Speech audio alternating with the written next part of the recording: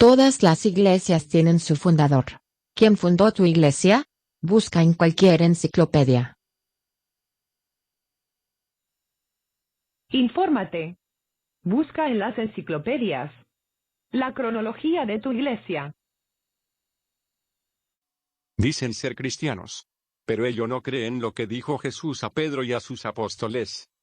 Ejemplos: tú eres Pedro y sobre esta piedra edificaré mi iglesia. A quienes les perdonen los pecados les quedan perdonados. Pero ellos no creen lo que dijo Jesús. Ellos prefieren creer lo que dice Apocalipsis para de ahí sacar conclusiones que el anticristo es el Papa. Y la bestia la ramera es la iglesia que Cristo fundó. ¿Quién crees que disfruta cuando tú hablas blasfemias contra la iglesia que Cristo fundó? ¿Jesús? ¿O Satanás? La frase no es mía, del padre Molina, mexicano. Católico ignorante, futuro protestante. ¿Quién se va con los protestantes? Los ignorantes, los que no saben. Cuando tú sabes que la Iglesia Católica es la única fundada por Cristo. Se construye una iglesia enfrente de otra y cada uno reclamando ser el auténtico exponente de las enseñanzas del Maestro. Cada uno con su interpretación privada de la Biblia, y la Biblia solo dice lo que ellos dicen que dice, y todos los demás están equivocados. Cristo quiere la unidad y lo dejó muy claro en la Biblia. Padre, que todos sean uno. Como tú, Padre, estás en mí y yo en ti, que ellos también sean uno como nosotros. La Iglesia ha cometido muchos errores y por eso Cristo ha suscitado muchos reformadores dentro de ella. Reformadores como San Francisco, como San Ignacio. Todos ellos corrigieron muchos abusos en la Iglesia, pero no por ello se separaron de la Iglesia para formar la suya propia. Él afirmó que iba a proteger a su Iglesia de caer en el error. No dijo que los hombres no iban a pecar. La Iglesia no está formada por ángeles, sino por hombres. Cristo nunca puso a Pedro como modelo de virtud, sino como faro de verdad. La historia de la Iglesia no se puede cambiar. Es una Iglesia con una historia de santidad y pecado, de triunfos y derrotas, de herejes y de mártires. No es una Iglesia perfecta, es una Iglesia humana, muy humana. Pero es la Iglesia que Cristo fundó. En la Iglesia de Cristo han habido muchas cosas malas, digámoslo claro. Han habido simonías, escándalos, torturas, cruzadas, luchas fratricidas, abusos, avaricia. Nadie niega eso. La Iglesia Católica no tiene necesidad de mentiras. Ahí están todos los documentos en los archivos del Vaticano al alcance de cualquier estudio. Cristo no basó su Iglesia sobre la Biblia, sino sobre las enseñanzas de los apóstoles. Esta es una de las diferencias particulares entre los católicos y los protestantes. Los protestantes solo aceptan lo que ellos entienden de lo que está escrito en la Biblia. Entonces, ¿por qué ellos fundan nuevas iglesias? ¿Acaso la que fundó Cristo no funciona y la de ellos sí? Si la Iglesia Católica dejara de reclamar ser la auténtica iglesia fundada por Jesús de Nazaret, dejarían de atacarla. Yo me hice católico en contra de mi voluntad. Yo estaba seguro de que nadie en la tierra tenía el poder para perdonar mis pecados. La Iglesia Católica es la Iglesia de Jesucristo, pero no podía ser la Iglesia Católica. Los católicos me caían mal. Sufrí mucho, pero valió la pena. Me habían enseñado que todo estaba en la Biblia, que el Señor dijo a su primera iglesia: yo llamaré otras ovejas que no son de este rebaño, o sea, ovejas que no son judías. ¿Quiénes son estas ovejas de otro rebaño que no son judías? Nosotros.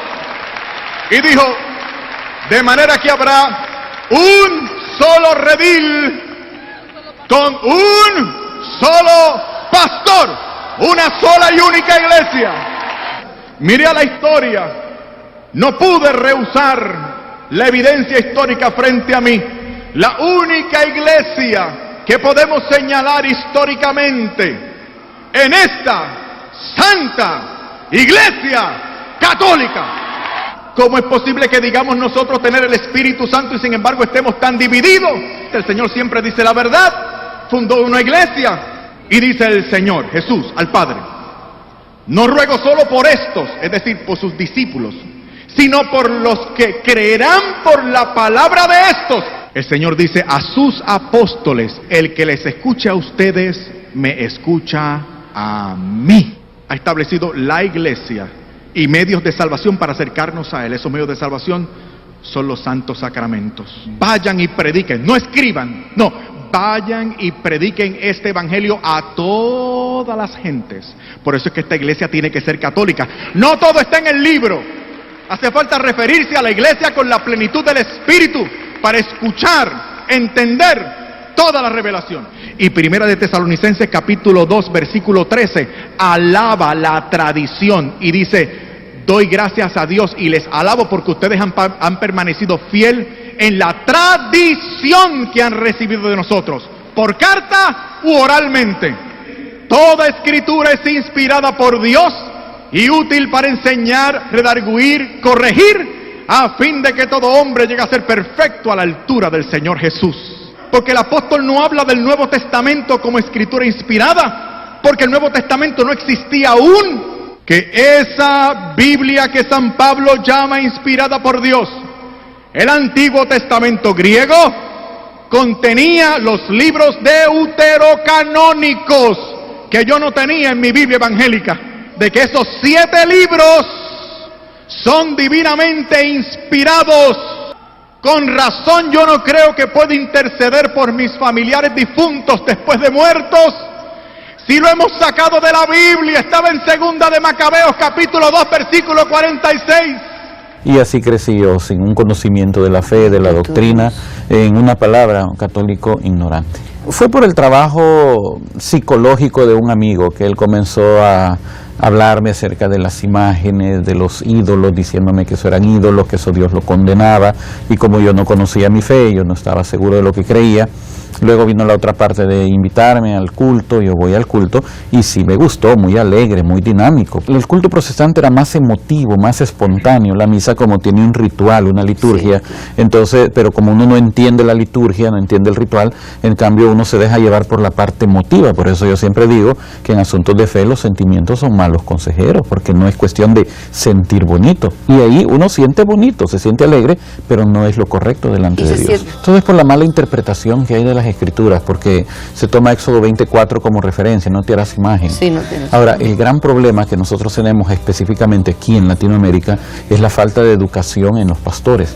Muchas ni siquiera han ido a la escuela primaria, pero hoy son pastores, entonces ellos toman la Biblia y lo que leen así lo interpretan. Esta es una imagen, porque esta es una representación de nuestra Madre Santísima. En ningún momento nosotros consideramos que sea una diosa, ni que le vamos a rendir un culto de adoración al objeto en sí.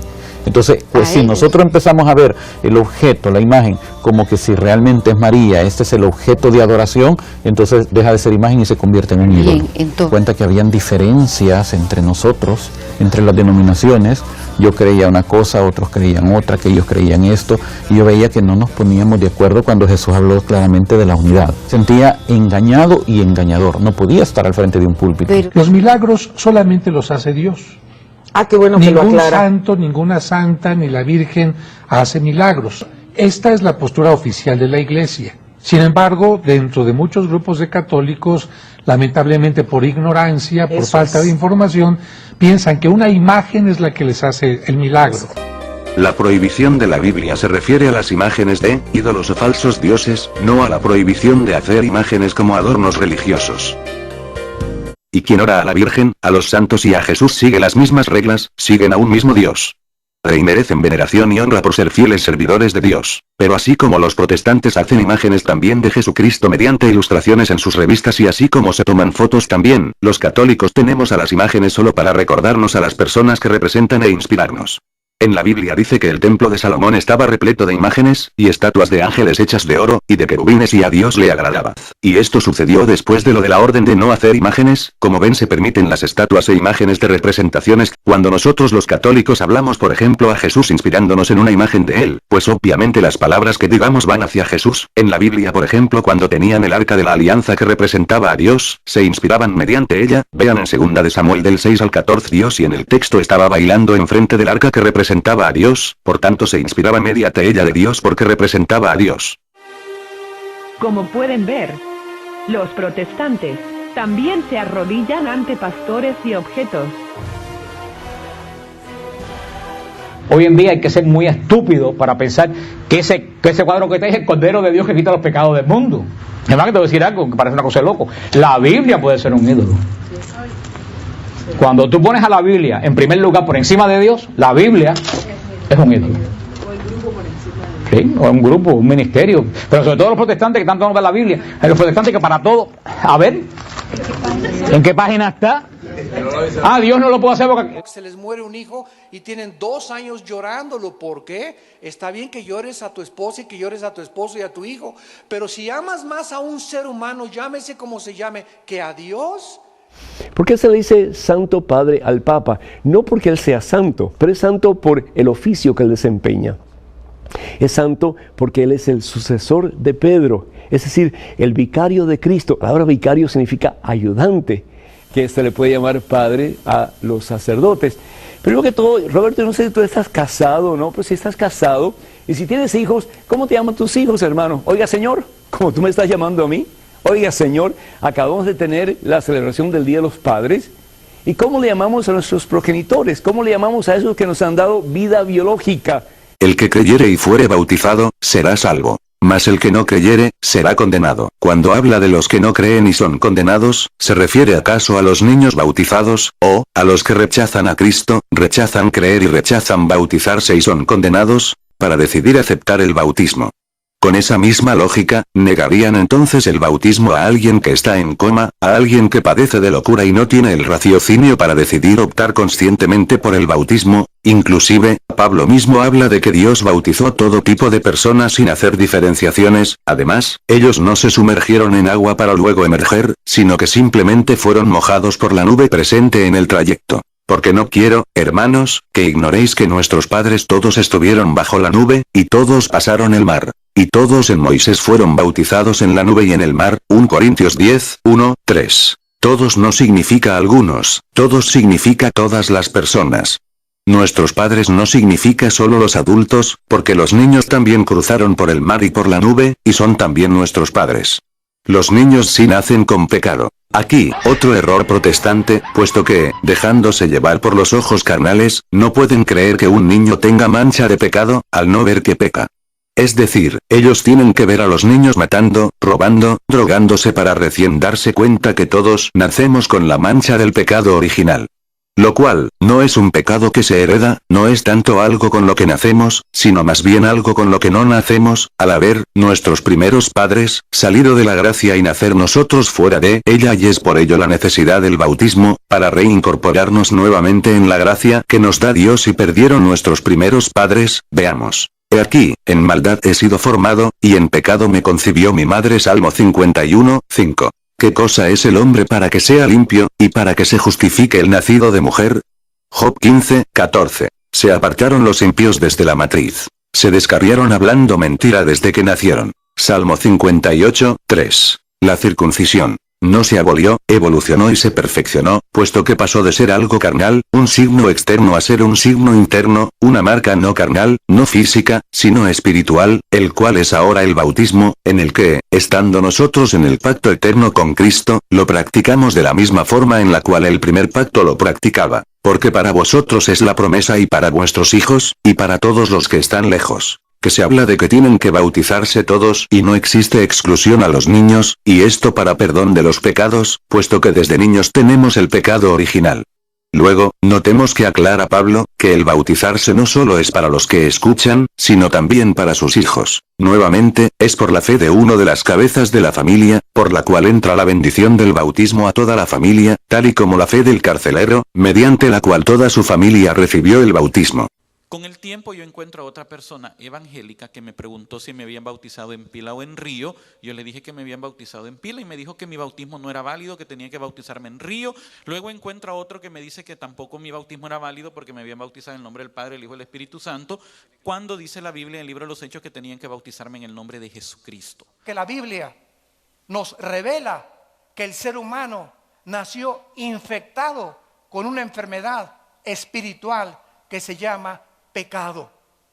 ¿Qué es el pecado? Esa maldad que un niño de un año y medio, comienza a manifestar cuando se convierte en el dictador más grande de su casa.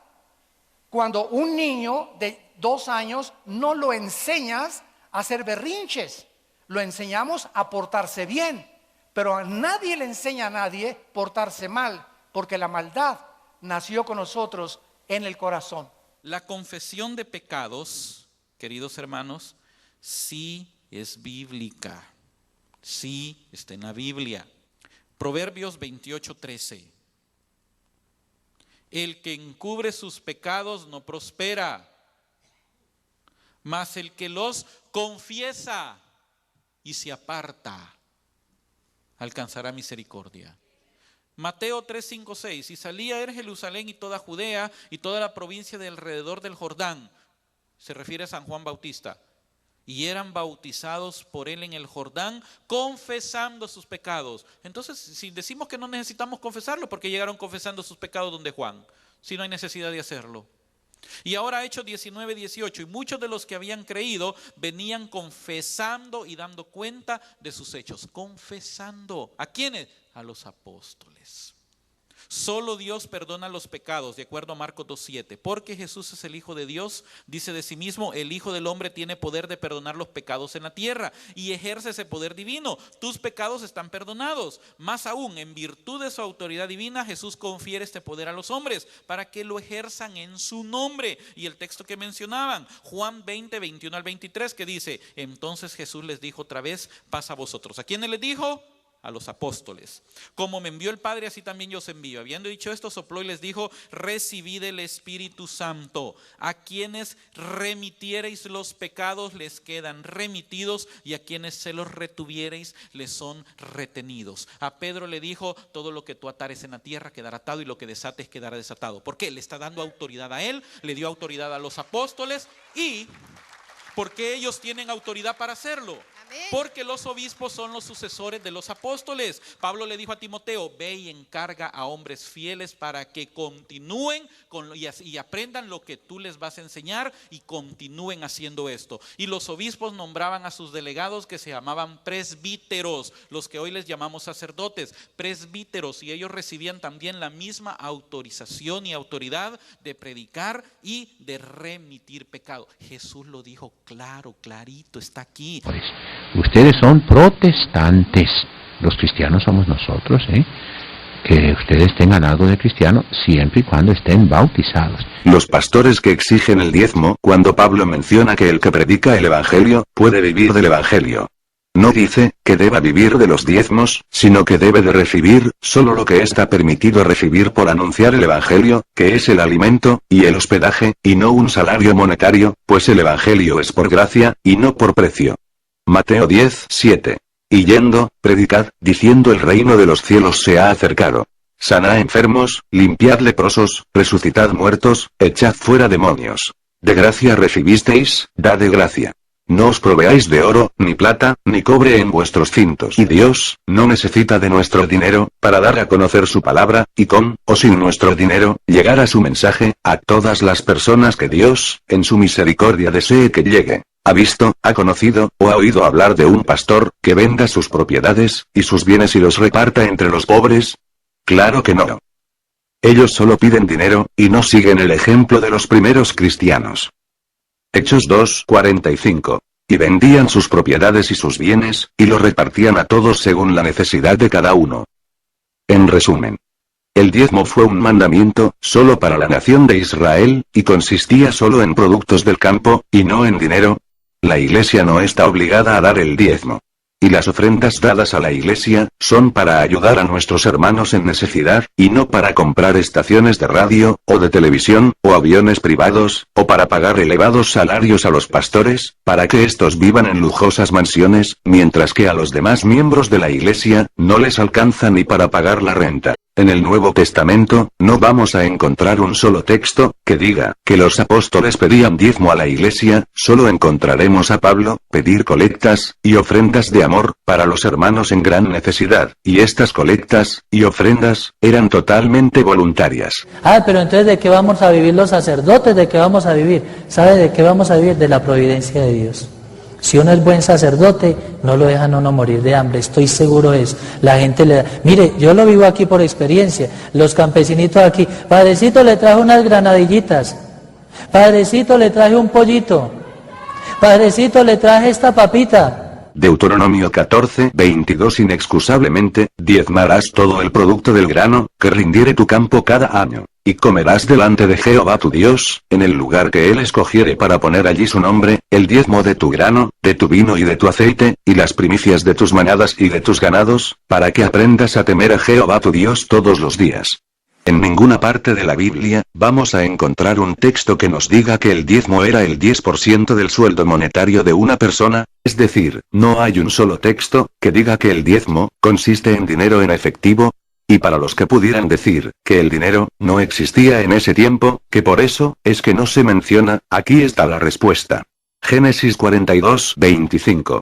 Después mandó José que llenaran sus sacos de trigo, y devolviesen el dinero de cada uno de ellos, poniéndolo en su saco, y les diesen comida para el camino. Lo dijo claro Jesús, cuando aclaró: dad al César lo que es del César y a Dios lo que es de Dios, cuando le reclamaban impuestos. Estos pastorcitos mentirosos lo que hacen es transgiversar los textos bíblicos a su modo, para sacarle el 10% del sueldo a los creyentes.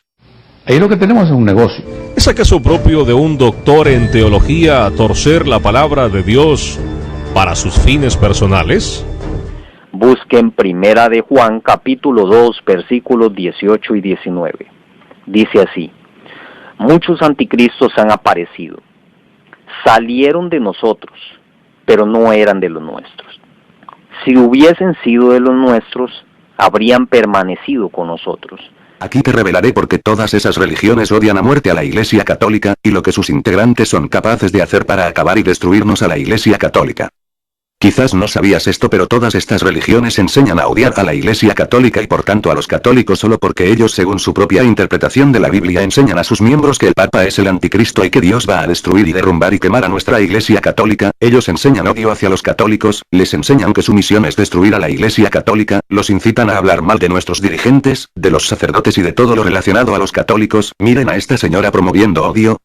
Vamos a analizar las falsas tradiciones que promulga la religión católica. En esta imagen usted verá que el falso papa tiene orbes redondas de color amarillo. Y así según ellos se dicen cristianos. El catolicismo romano, según la escritura, es la gran ramera, lo estamos demostrando en esta noche. Ningún católico es mi hermano. La Iglesia Católica dice que fuera del catolicismo romano no hay salvación. Y que el Papa es el único que puede interceder por la salvación de un alma. Yo tengo la juramentación que hizo el Papa Francisco I para ser jesuita. Prometo y declaro que cuando la oportunidad se me presente, haré guerra sin compasión, secreta o abiertamente contra los herejes, protestantes y liberales. Estrangularé y enterraré vivos a esos infames herejes. Arrancaré sus estómagos y las matrices de sus mujeres y estregaré sus cabezas de sus infantes contra la pared para aniquilar por siempre su raza execrable. A ver, Guadalupe, el amigo aquí dice que tú hablas. Guadalupe, ¿verdad que tú estás viva? ¿Estás hablando? Y además que hagas ciertos sacrificios, que te vayas a un lugar de rodillas, que te chicotee la espalda, que te acuestes en una cama de nopales. El que no ama la iglesia es como Caín. Caín era del maligno, dice allí. Reformation.com en inglés para el que quiera verlo, y puede verlo ahí, los datos que estoy presentando. En 7 años se han registrado 838 ministros abusadores. 147 de ellos son bautistas, 251 de iglesias bíblicas, 140 episcopalianos, 38 luteranos. En lugar de contemplación se encuentra un prontuario de querellas de abuso sexual contra el pastor Natanael Rodríguez. En este momento el pastor Álvaro Gámez acaba de descender desde el avión. Iglesia Evangélica Bautista. Aquí quien daba estas ceremonias era Oscar Grosso, 44 años, hace más de 8 años que se presentaba aquí como jefe oficial de esta iglesia. El pastor Jorge Juan Castro, de 53 años, se declaró no culpable de los cargos de abuso sexual contra 2 mujeres de su iglesia en Los Ángeles. Pero los investigadores creen que las víctimas son más de 20 y gran parte de ellas serían indocumentadas. Algunos cristianos sinceros conciben el llamado don de lenguas como la señal del bautismo del Espíritu Santo. Si es un fenómeno de autosugestión aprendido e imitado por millones de cristianos, es uno de los mayores engaños de la historia. Si no hay intérprete, que se calle. Es una jugada maestra, porque si es un idioma real, podrá ser interpretado siempre. Todos los que balbucean supuestas lenguas en la iglesia sin que nadie traduzca, están violando este mandato bíblico. Porque un don verdadero siempre edifica la iglesia, y si no lo hace, es falso. Por cierto, Jesús nunca habló en lenguas. Misticismo oriental que pierdo el contacto con la realidad y me tomo un espíritu y me comienzo a hacer así, o comienzo a dar cosas que eso no son cosas de la palabra de Dios. Todo este misticismo entró a la iglesia y hemos llegado a la brujería. Maestro, por favor, ayuda a mi hijo. Míralo, es el único que tengo. Un espíritu lo agarra. He pedido a tus discípulos que le saquen este espíritu, pero no han podido. Muchos piensan que impresionan a Dios con sus actuaciones. Y en muchas ocasiones son posesionados por espíritus del diablo, que sin saberlo se posesionan de ellos haciéndoles creer que es el Espíritu Santo de Dios. Pero en realidad los que toman control de sus vidas son demonios. Como por ejemplo el Kundalini, que en su definición describe todo lo que experimentan las personas cuando son posesionadas.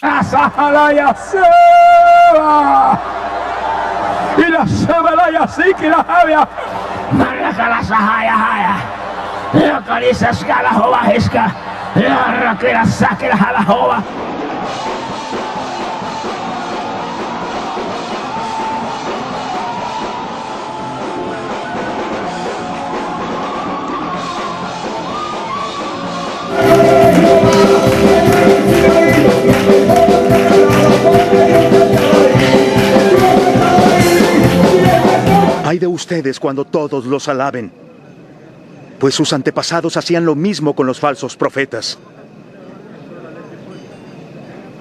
A ustedes que me escuchan les digo, amen a sus enemigos.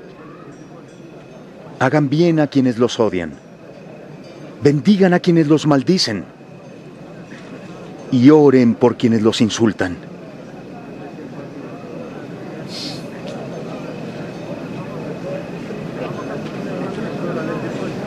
Si alguien te pega en una mejilla, ofrécele la otra también.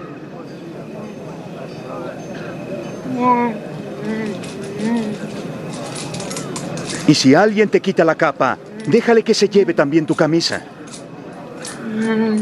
A cualquiera que te pida algo, dáselo. Y al que te quite lo que es tuyo, no pidas que te lo devuelva.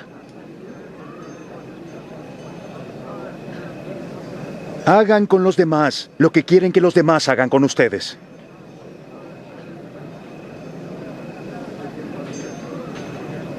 Si ustedes aman solamente a quienes los aman, ¿qué hacen de extraordinario? Hasta los pecadores se portan así. Y si hacen bien solamente a quienes les hacen bien a ustedes, ¿qué tiene eso de extraordinario? Hasta los pecadores se portan así. ¿Cómo pudo tocarla? ¿Cómo pudo hablarle? ¡Qué vergüenza!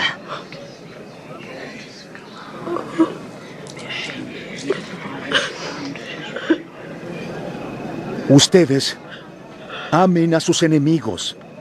Háganles el bien. Presten sin esperar nada a cambio. Y será grande su recompensa. Así serán hijos del Dios Altísimo, que es también bueno con los malos y los ingratos. Sean compasivos, como también su Padre lo es.